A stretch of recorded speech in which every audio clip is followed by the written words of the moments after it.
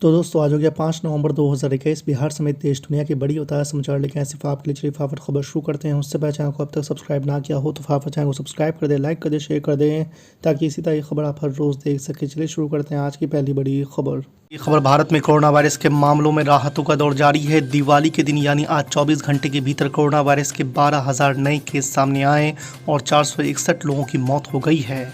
वहीं रिकवर होने वाले मरीजों की संख्या नए केसों की तुलना में करीब 3,000 अधिक है। रिकवरी रेट मार्च 2020 के बाद से सबसे अधिक 98.23% है। आपको बता दें कि भारत में एक दिन में कोविड-19 के 12,885 नए मामले सामने आने के बाद देश में संक्रमितों की संख्या बढ़कर 3,43,21,025 हो गई है।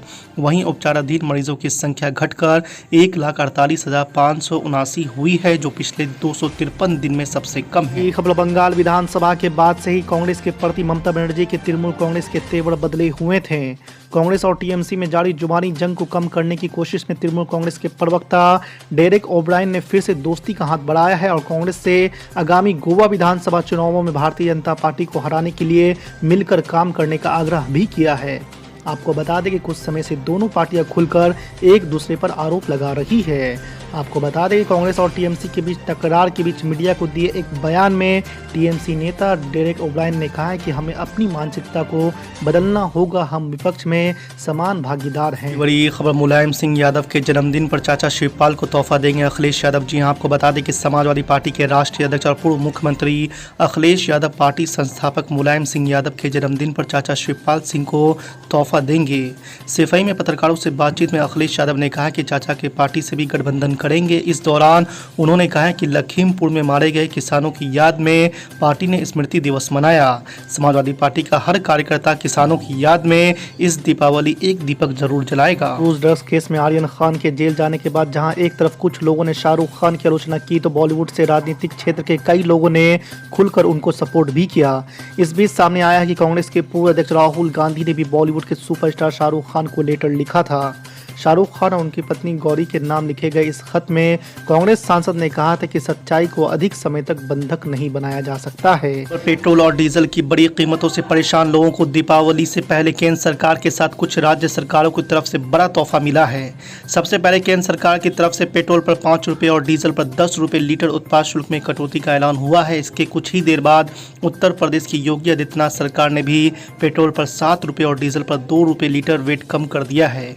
आपको बता दें कि केंद्र और राज्य सरकार के इस ऐलान के बाद दीपावली के दिन लखनऊ में पेट्रोल 101 रुपये प्रति लीटर और डीजल 87 रुपये प्रति लीटर बिक रहा है। खबर कांग्रेस ने केंद्र सरकार की ओर से पेट्रोल और डीजल पर उत्पाद शुल्क में कटौती किए जाने को हालिया उपचुनाव में भाजपा की हार के कारण उठाए गए कदम करार दिया और कहा है कि पेट्रोलियम उत्पादों के दाम साल 2014 में यूपीए सरकार के समय की कीमत के बराबर होनी चाहिए। पार्टी के प्रमुख प्रवक्ता रणदीप सुरजेवाला ने ट्वीट किया है कि टैक्स जीवी मोदी सरकार को सबक सिखाने के लिए देशवासियों को बधाई। प्रजातंत्र में वोट की चोट से बीजेपी को सोच का आईना दिखा ही दिया। खबर हैदराबाद से निकलकर महाराष्ट्र, यूपी, बिहार में धीरे धीरे पांव पसार रही असदुद्दीन ओवैसी की ऑल इंडिया मजलिस इत्तेहादुल मुस्लिमीन अब उत्तराखंड में भी एंट्री करने जा रही है। खबर है कि आगामी विधानसभा चुनाव में पार्टी राज्य की उन सीटों पर अपने कैंडिडेट उतारेंगी जहां मुस्लिम वोटरों का ज़्यादा प्रभाव है। हाल ही में एआईएमआईएम की उत्तराखंड यूनिट ने पार्टी मुखिया असदुद्दीन ओवैसी को एक सर्वे रिपोर्ट भी इस संबंध में सौंपी है। रिपोर्ट में दावा किया गया है कि राज्य में 3 जिले हरिद्वार, देहरादून और यूएस नगर में पार्टी अच्छा प्रदर्शन कर सकती है। उत्तराखंड एआईएमआईएम के प्रदेश अध्यक्ष नैय्यर कासमी ने पार्टी चीफ असदुद्दीन ओवैसी को यह रिपोर्ट सौंपी है। रिपोर्ट में बताया गया है कि 22 विधानसभा सीटों पर पार्टी अच्छा प्रदर्शन कर सकती है। अपने आप में तब्दीली पैदा करने की जरूरत है। हराएंगे ना योगी को, हराएंगे ना योगी को, पूरे दम के साथ योगी को हराएंगे, मोदी को हराएंगे। इंशाअल्लाह योगी भी हारेंगे, मोदी भी हारेंगे। आप ये बताइए, रुक जाइए, अब इन्होंने क्या किया कानपुर में?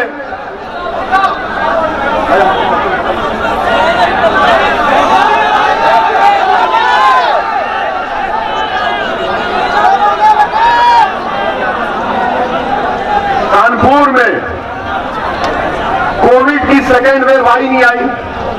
आपको ऑक्सीजन मिली? जोर से बोलिए। कानपुर की जनता को ऑक्सीजन मिली तो क्या आप बीजेपी को ऑक्सीजन देंगे आने वाले चुनाव में? क्या बीजेपी का ऑक्सीजन बंद करेंगे? नहीं करेंगे? अरे डरो मत प्यारे, जोर से बोलो तो लगाओ मेरे साथ नारा, नारे तकबीर, नारे तकबीर। बीजेपी की सरकार, बीजेपी के मुख्यमंत्री, बीजेपी के गवर्नर, उनकी अपनी पार्टी के गवर्नर अपनी पार्टी के सीएम के ऊपर आरोप लगा रहे हैं कि यह सबसे भ्रष्ट सीएम है। मुझे लगता है 1947 के बाद से आज तक आजाद भारत 75 साल हो गए, 75 साल में यह पहला वाकया है कि किसी गवर्नर ने अपनी पार्टी के चीफ मिनिस्टर के ऊपर आरोप लगाया है। और सत्यपाल मलिक जी बहुत मैच्योर्ड आदमी है, कोई हल्के फुल्के आदमी नहीं है, हल्के फुल्के व्यक्ति नहीं है। बहुत बड़ा उनका वो रहा है, अपना एक्सपीरियंस रहा है। एक एक शब्द वो नाप तोल के बोलते हैं। अच्छी बात यह है कि उन्होंने हिम्मत दिखाई अपनी पार्टी के भी करप्शन की बात करने की। एक गवर्नर के पास दो तरह से इंफॉर्मेशन, एक तो कई सारी फाइल्स जाती हैं गवर्नर के पास, जैसे दिल्ली के अंदर मैं मुख्यमंत्री हूं, हमारे लेफ्टिनेंट गवर्नर है, वहां तो कई ज्यादा फाइलें जाती हैं, यहां भी कई फाइलें जाती हैं। और दूसरा गवर्नर का अपना तंत्र होता है, उस तंत्र के जरिए गवर्नर को बहुत सारी सरकार की इंफॉर्मेशन मिलती है, ऑफिसर्स आते हैं, इंटेलिजेंस होती है, बहुत सारे। तो जो आरोप सत्यपाल मलिक जी ने लगाए हैं वो आरोप बहुत गंभीर हैं। लेकिन दुख की बात यह है कि भारतीय जनता पार्टी उसको बचाने की कोशिश कर रही है, अपने मुख्यमंत्री को बचाने की कोशिश कर रही है। इसका मतलब यह कि खुलेआम सरेआम भारतीय जनता पार्टी भ्रष्टाचार को बचाने की कोशिश कर रही है।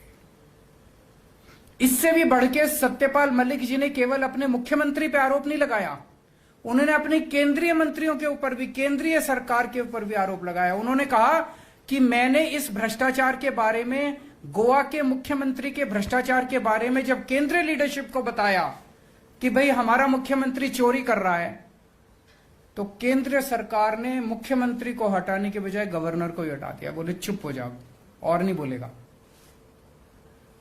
इतना करप्शन है, इतना करप्शन है। कांग्रेस भी करप्शन करती थी, बीजेपी भी करप्शन कर रही है, दोनों ही करप्शन करते हैं। इसीलिए कांग्रेस की हिम्मत नहीं होती बीजेपी के खिलाफ बोलने की। उनको पता है कि अगर बीजेपी के खिलाफ बोले तो कांग्रेस वालों को जेल में डाल। ऐसा क्यों हुआ? 10 साल से बीजेपी की सरकार है और एक भी कांग्रेस के पुराने मंत्री या मुख्यमंत्री के खिलाफ एक भी केस दर्ज नहीं हुआ। एक भी पुराना कोई, पहले कहते थे बीजेपी वाले जब कांग्रेस की सरकार थी कि कांग्रेस बड़ी करप्शन कर रही है, कांग्रेस बड़ी करप्शन कर रही है।